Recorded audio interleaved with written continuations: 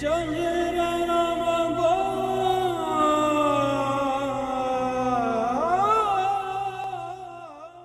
Tvojim sjajem obasjan, cijeli svemir razdragan, ko ružičnjak nasmijan.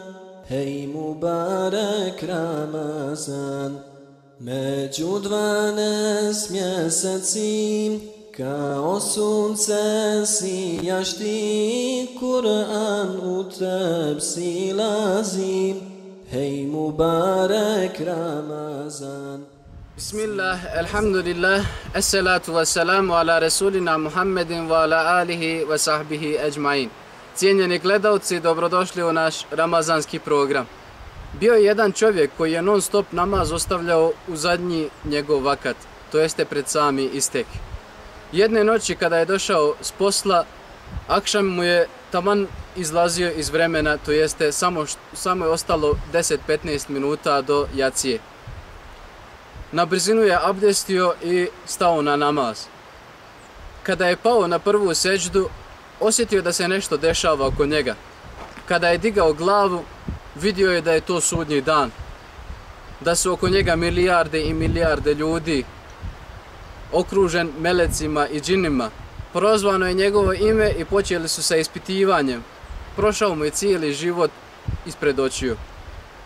Nakon toga data mu je njegova knjiga djela u lijevu ruku i rečeno mu je da će ići u džehennem.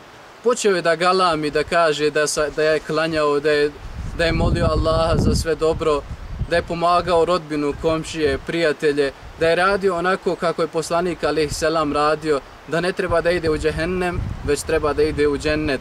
Ali njega su uzela 2 meleka i doveli ga do jedne velike provalije i bacili ga u nju. Počeo je da pada i već je počeo osjetiti džehennemsku žar, džehennemsku vrućinu. Molio je i odjednom ga je uhvatila jedna ruka i povukla nazad.